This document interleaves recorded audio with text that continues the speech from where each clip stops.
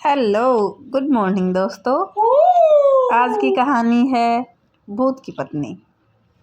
आइए सुनते हैं आज की कहानी शुरू करने से पहले वीडियो को ज़्यादा से ज़्यादा लाइक करें, चैनल को सब्सक्राइब करें। आइए सुनते हैं। दो आत्माओं का मिलन प्रेम कहलाता है, और जब इस प्रेम को सामाजिक मान्यताओं के द्वारा स्वीकार किया जाए तो यह शादी बन जाती है। शादी यानी विवाह, एक अटूट रिश्ता। जीते जी लोग उसे निभाते हैं, लेकिन कुछ ऐसे भी जोड़े हैं जो मरने के बाद भी अपने जीवन साथी का साथ नहीं छोड़ते। और ऐसी घटना से प्रेरित होकर एक हॉरर कहानी भूत की पत्नी आपके लिए प्रस्तुत है। मुझे आशा है कि यह कहानी आपको ज़रूर पसंद आएगी। आइए सुनते हैं। सुनीता बड़ी हो चुकी थी और अब उसके माता पिता को उसकी शादी की चिंता हो रही थी। हालांकि सुनीता बहुत अच्छी लड़की थी, जिसके लिए कई अच्छे लड़कों के रिश्ते आ रहे थे, जिनको लेकर सुनीता के परिवार में विचार विमर्श चलता रहता था। एक दिन सुनीता की मौसी एक अच्छे लड़के का रिश्ता लेकर आती है। लड़की की फ़ोटो बहुत ही सुंदर थी, जिसे देखते ही सुनीता के माता पिता मोहित हो जाते हैं और वह तय करते लेते हैं कि इसी लड़की से सुनीता की शादी करेंगे। सुनीता को भी लड़का अच्छा लग रहा होता है। सुनीता की मौसी लड़के वालों को रिश्ता के लिए हाँ कर देती है और अगले ही दिन लड़के के परिवार को आमंत्रित किया जाता है, ताकि लड़का और लड़की एक दूसरे से मिलकर बात कर सके। अगले दिन जैसे ही लड़के वाले आते हैं, सुनीता की नज़र लड़के पर पड़ती है और वह पहली ही नज़र में उसे अपना दिल दे बैठती है। सुनीता के घर में लड़के वालों का ज़बरदस्त स्वागत किया जाता है। दोनों परिवारों के बीच में रिश्ते की बात तय होती है। दोनों की धूमधाम से शादी कर दी जाती है। शादी के बाद लड़का सुनीता को लेकर शहर चला जाता है। शहर में वह कंपनी के मकान में रहता था। दोनों की शादीशुदा जिंदगी खुशनुमा चलने लगती है। सुनीता अपने पति को बहुत प्यार करने लगी थी। ऐसा लग रहा था मानो सुनीता को 7 जन्म की खुशियाँ एक ही जन्म में मिल गई हों। एक दिन सुनीता और उसका पति फिल्म देखने थिएटर जाते हैं। दोनों पूरा दिन खूब मज़ा करते हैं, लेकिन जैसे ही वह वापस लौट रहे होते हैं, अचानक एक कार सुनीता के पति को जोरदार टक्कर मार के चली जाती है। वह तुरंत अपने पति को उठाती है और उससे पूछती है कि आपको कहीं चोट तो नहीं लगी। सुनीता का पति मुस्कुराते हुए सुनीता के साथ चलने लगता है। सुनीता अपने पति के साथ घर आ जाती है। रात हो चुकी थी और दोनों से खाना पीना करके आए थे। सारा दिन दोनों ने खूब मज़े किए, लेकिन सुनीता बहुत थक चुकी थी, इसलिए वह आते ही अपने घर में सो जाती है। सुबह उठते ही वह अपने पति के लिए चाय नाश्ता बनाती है और अपने पति को उठाने जाती है, लेकिन वह पहले ही से ही जाग रहा होता है। सुनीता अपने पति के सामने चाय नाश्ता लाकर रख देती है और अपने काम में लग जाती है। कुछ देर बाद जैसे ही सुनीता वापस जाती है तो चाय और नाश्ता वैसे ही रखे होते हैं। सुनीता के पति ने अपने उसे हाथ तक नहीं लगाया। वह अपने पति से बोलती है, यदि आपको चाय नहीं पीनी थी तो आप मना कर देते, बर्बाद क्यों करवा दिया।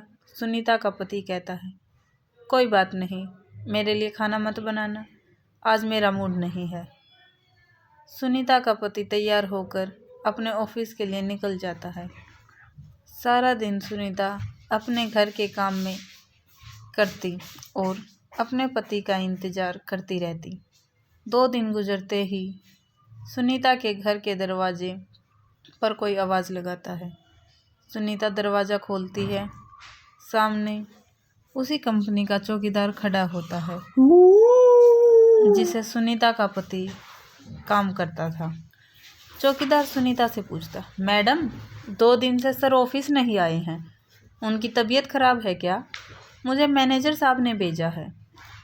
सुनीता को आश्चर्य होता है क्योंकि उसका पति तो रोज़ तैयार होकर ऑफिस के लिए निकल जाता था, फिर वह ऑफिस कैसे नहीं पहुंचा? चौकीदार के जाते ही सुनीता अपने पति के घर लौटने का इंतज़ार करने लगती है। शाम को सुनीता के पति घर आता है। वह उनसे पूछती है, आप ऑफिस के बहाने से कहाँ जाते हैं? सुनीता का पति उसे यहाँ वहाँ की बातों में घुमाकर अपने कमरे में चला जाता है। अगली सुबह सुनीता अपने घर के दरवाजे पर दूध ले रही होती है। तभी चौकीदार फिर से आता है और कहता है, क्या साहब अभी तक नहीं आए? सुनीता कहती है, वह तो अंदर बैठे हैं, जाओ मिल लो। चौकीदार घर के अंदर पहुंच जाता है। वह चारों तरफ देखता है, उसे कुछ नजर नहीं आता। पीछे से सुनीता दूध लेकर आ जाती है। चौकीदार सुनीता से कहता है, कहाँ है साहब? सुनीता कहती है, अंधे हो क्या? तुम्हारे सामने ही तो बैठे हैं। लेकिन चौकीदार को सुनीता पागल लग रही थी क्योंकि सामने कोई नहीं बैठा था। दरअसल उस रात जो कार एक्सीडेंट हुआ था उसमें सुनीता के पति की जान जा चुकी थी। चौकीदार सुनीता से दोबारा कहता, मैडम वहाँ कोई नहीं बैठा है। लेकिन सुनीता चौकीदार को चिल्लाते हुए अपने पति को जाकर पकड़ लेती है और कहती है, यह देखो इतना बड़ा इंसान तुम्हें नज़र नहीं आ रहा? सुनीता के साथ कोई दिखाई नहीं दे रहा था। चौकीदार वापस लौट जाता है और कंपनी में जाकर सारी बात कह देता है। जब कई दिनों तक सुनीता का पति काम पर नहीं आता तो कंपनी की तरफ से दिया हुआ कमरा खाली करने के लिए नोटिस भेजा जाता है। सुनीता नोटिस पढ़ते ही चिंतित हो जाती है और अपने पति से कहती है, आप कंपनी में काम कर रहे हैं, फिर क्यों हमें इस घर से निकलना होगा? सुनीता का पति भूत बन चुका था, लेकिन सुनीता उसे साधारण समझ रही थी। उसी शहर में एक पुराना घर था जो कई सालों से बंद पड़ा था और वहाँ कई भूतिया आत्माएं रहती थी। सुनीता का पति उसे उसी घर में चलने को कहता है। सुनीता अपने पति की बातों में आ जाती है और उसके साथ जाकर वहीं रहने लगती है क्योंकि सुनीता ने इंसानों से रिश्ता ख़त्म कर दिया था और अपने पति के साथ भूतिया दुनिया में जीना सीख गई थी। दरअसल सुनीता अपने पति की बातों से पूरी तरह संतुष्ट हो चुकी थी। सुनीता को उस भूतिया घर में धीरे धीरे डर का एहसास होने लगता है। वह अपने पति के अंदर बदलाव देख रही थी, लेकिन वह अपने पति के प्यार में इतनी दीवानी थी कि उसे एहसास ही नहीं था कि वह भूत की पत्नी बन चुकी थी। कुछ दिनों बाद सुनीता के सास ससुर शहर आते हैं। सुनीता अपने पति से कहती है, मम्मी पापा का फ़ोन आया था, वह 2 घंटे में स्टेशन पहुंच जाएंगे, उन्हें जाकर ले आओ। सुनीता का पति उससे बाहर जाने का बहाना कर देता है और उसी को स्टेशन जाने को कहता है। सुनीता अपने सास ससुर को स्टेशन से जाकर ले आती है। सास ससुर आते ही अपने बेटे यानी सुनीता के पति के बारे में पूछते हैं। सुनीता कहती है, वह अभी किसी काम से बाहर गए हैं, कुछ देर में आ जाएंगे। सुनीता अपने सास ससुर के आने से बहुत खुश थी। वह उनके खाने की सारी तैयारियां करने लग जाती है, लेकिन शाम होने के बाद भी जब सुनीता का पति घर नहीं आता तो सभी चिंतित हो जाते हैं। सुनीता के पति का फ़ोन घर में ही रखा रहता था, इसीलिए वह उसे संपर्क नहीं कर पा रही थी। सुनीता के साथ उसके सास ससुर भी अपने बेटे से मिलने का इंतज़ार कर रहे थे। पूरी रात गुजर जाती है, लेकिन सुनीता का पति घर नहीं आता। सभी परेशान होकर उसका इंतज़ार करते रहते हैं। सुनीता के सास ससुर उससे पीने के लिए पानी मांगते हैं और जैसे ही सुनीता उनके लिए पानी लेने जाती हैं, उसे अचानक उल्टियाँ होने लगती हैं।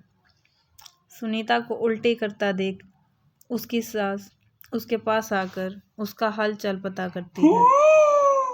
बुजुर्गों का अनुभव विज्ञान से भी अधिक माना जाता है, इसलिए सुनीता की सास उसे तुरंत बता देती है, लगता है तुम माँ बनने वाली हो बेटी। सुनीता माँ बनने की बात सुनते ही मुस्कुराने लगती है। सुनीता यह बात अपने पति को बताने के लिए उतावली हो रही थी, लेकिन उसके इंतज़ार की घड़ियां बढ़ती जा रही थी। देखते ही देखते 5 दिन गुजर चुके थे, लेकिन सुनीता के पति का कुछ अता पता नहीं चल रहा था। तभी तीनों पुलिस थाने में शिकायत दर्ज कराने जाते हैं। पुलिस वाले सुनीता से कहते हैं, 5 दिनों से तुम्हारे पति गायब हैं, लेकिन तुम्हें अब याद आ रही है। सुनीता ने जवाब देते हुए कहा, सर वो ऐसा 1-2 बार और कर चुके हैं, इसीलिए मैं इसे सामान्य घटना समझ रही थी। लेकिन जब 5 दिनों से उनका पता नहीं चला तो मुझे लगा हो सकता है वह कोई खतरे में हो। पुलिस FIR रिपोर्ट दर्ज कर लेती है और जांच पड़ताल शुरू कर देती है। पुलिस की तहकीकात शुरू हो चुकी थी और 2 दिन में ही पुलिस को सुनीता के पति की सच्चाई पता चल जाती है और पुलिस वालों की बात सुनते ही सुनीता और उसके सास ससुर के पैरों तले जमीन खिसक जाती है। पुलिस के अधिकारी कहते हैं कि आपके पति तो 3 महीने पहले ही कार दुर्घटना में मर चुके हैं और लावारिस समझकर उनका अंतिम संस्कार भी नगर निगम के द्वारा कराया गया था, जिसकी रिपोर्ट सरकारी अस्पताल में मौजूद है। फिर आप कैसे कह रही हैं कि वह 5 दिनों से लापता हैं? लेकिन सुनीता यह बात मानने को तैयार ही नहीं थी, क्योंकि वह अपने पति के साथ 3 महीनों से दाम्पत्य जीवन गुजार रही थी और उसी के चलते वह गर्भवती भी हो चुकी थी। सुनीता पुलिस से अपने बच्चे का जिक्र करती है। जैसे ही पुलिस को यह बात पता चलती है कि उस मरे हुए इंसान का बच्चा सुनीता के गर्भ में है, तो वह सुनीता से कहते हैं, आप बच्चे का चेकअप करवा दीजिए, उसका DNA रिकॉर्ड से हमें पता चल जाएगा कि वह बच्चा आपके पति का है और उनके मरने के बाद यह आपके गर्भ में आया है। तभी आपकी बात पर सभी का भरोसा होगा। पुलिस वालों को सुनीता के चरित्र पर शक था, इसीलिए वह इस परीक्षण की मांग कर रहे थे। सुनीता को सरकारी अस्पताल लाया जाता है और वहाँ बच्चे का परीक्षण किया जाता है और जैसे डॉक्टर्स के पास बच्चे की रिपोर्ट आती हैं तो उनके पसीने छूट जाते हैं, क्योंकि बच्चा साधारण नहीं था। वह 2 महीने का था, लेकिन उसका विकास 8 महीने के बच्चे के बराबर हो चुका था और अगले ही दिन वह जन्म लेने वाला था। डॉक्टरों के लिए अपने आप में यह ऐतिहासिक बात थी कि 4 महीने में कोई बच्चा जन्म ले सकता है। डॉक्टर सुनीता के हालात के बारे में विचार कर ही रहे होते हैं कि अचानक सुनीता के पेट में दर्द बढ़ने लगता है। डॉक्टर सुनीता के इतने जल्दी बिगड़ते हुए हालातों को समझ नहीं पा रहे थे। सुनीता को आपातकालीन कक्ष लाया जाता है। तभी डॉक्टरों को पता चलता है कि सुनीता की डिलीवरी का समय आ चुका है और कुछ ही देर बाद सुनीता एक भूतिया बच्चे को जन्म दे देती है। सुनीता का बच्चा देखने में बहुत खूबसूरत था, लेकिन उसकी शारीरिक बनावट कुछ अलग थी। उसके दांत जन्म के साथ ही निकले थे और उसकी आंखें लाल थीं। डॉक्टर्स ने ऐसा बच्चा पहली बार देखा था। डॉक्टर उसका शारीरिक परीक्षण करते हैं। बच्चे के शरीर के अंदर सभी अंग सामान्य इंसानों की तरह ही थे। इस बच्चे के बारे में प्रमाण मिलते ही पुलिस को यकीन हो जाता है कि सुनीता सही कह रही थी। यह बच्चा उसी के पति का है। पुलिस ने अपने जीवन में यह पहला केस था जहां कोई भूत पिता बना था। सुनीता को अपने पति के मौत की खबर पर यकीन नहीं था, लेकिन सभी के कहने पर उसने यह मान लिया था कि उसका पति अब इस दुनिया में नहीं है। इसलिए वह अपने बच्चे और सास ससुर के साथ अपने गांव वापस लौट जाती है और अपने भूतिया बच्चे के साथ अपने पति की याद में जीवन बिताने लगती है। और इसी के साथ कहानी का पहला भाग समाप्त हो जाता है। दोस्तों, आपको यह कहानी कैसी लगी कमेंट करके ज़रूर बताएं। और आपको क्या लगता है, रियल लाइफ में ये पॉसिबल है? अगर हाँ तो कमेंट ज़रूर करें। ज़्यादा से ज़्यादा लाइक करें, चैनल को